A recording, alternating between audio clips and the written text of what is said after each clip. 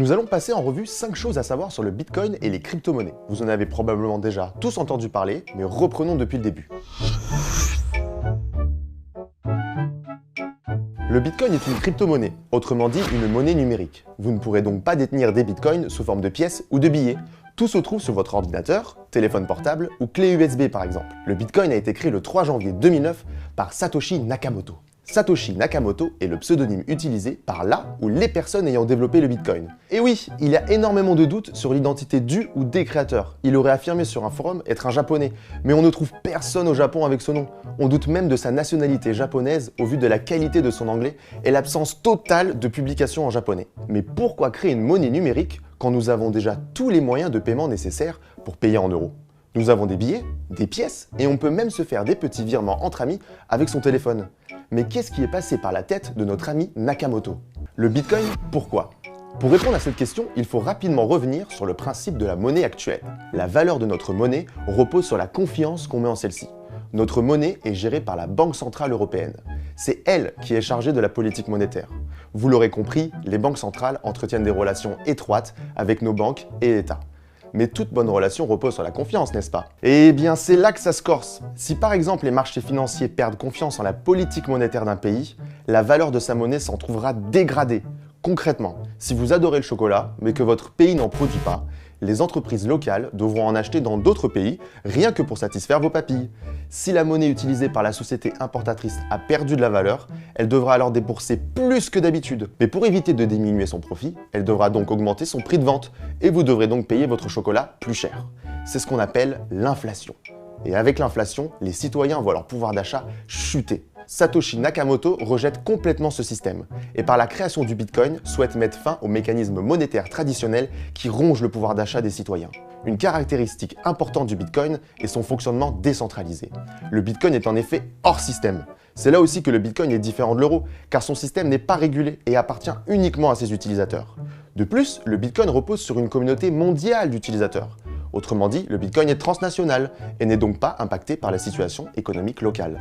Un peu comme l'or. Comme vous l'aurez compris, le Bitcoin présente de nombreux points communs avec l'or, reconnu dans le monde entier comme une valeur refuge par excellence.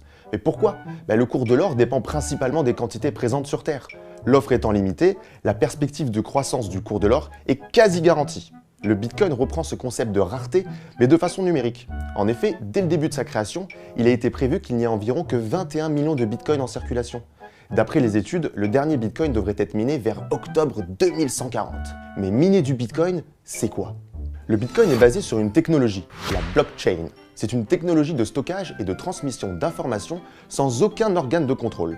D'un point de vue technique, la blockchain est une base de données distribuée au sein de laquelle les informations transmises par les utilisateurs sont vérifiées et groupées à intervalles de temps réguliers en blocs. Ces blocs sont liés et sécurisés grâce à l'utilisation de la cryptographie, formant ainsi une chaîne de blocs, la fameuse blockchain. On est donc bien en présence d'un système distribué et très difficilement piratable.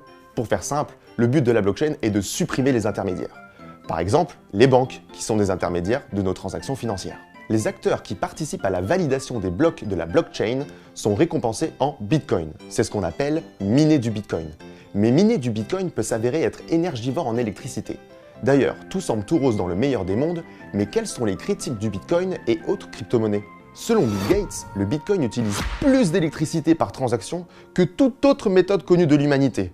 Pour étayer les propos de Bill Gates, Alex De Vries, spécialiste des données à la Banque centrale néerlandaise, estime que chaque transaction en Bitcoin génère en moyenne 300 kg de dioxyde de carbone, soit l'équivalent de l'empreinte carbone produite par environ 750 000 cartes Visa. Pour aggraver le problème, les réseaux miniers sont en grande partie basés en Chine, qui tire une grande partie de son énergie de combustible fossile, comme le charbon.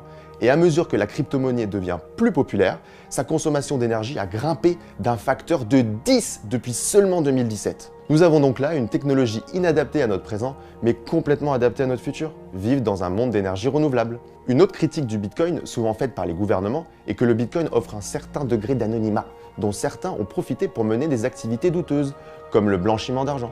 Pour répondre à cette critique, certains gouvernements réfléchissent à lancer leur propre crypto-monnaie, mais cela va un peu à l'encontre de l'idée initiale de Satoshi Nakamoto, qui est d'avoir une monnaie gérée par ses utilisateurs, et non pas par un tiers. Elon Musk est dernièrement souvent à l'origine de la bonne ou mauvaise fortune des cryptos. Sa société Tesla a d'abord porté la monnaie en annonçant début février avoir acheté pour 1,5 milliard de dollars de Bitcoin et accepté la crypto-monnaie à titre de paiement de ses voitures électriques. Mais à la mi-mai, le turbulent dirigeant a fait marche arrière.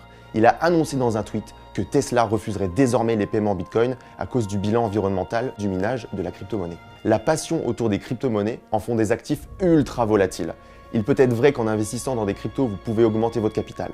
Mais il ne faut pas oublier que les mouvements d'euphorie sont souvent accompagnés de mouvements de panique.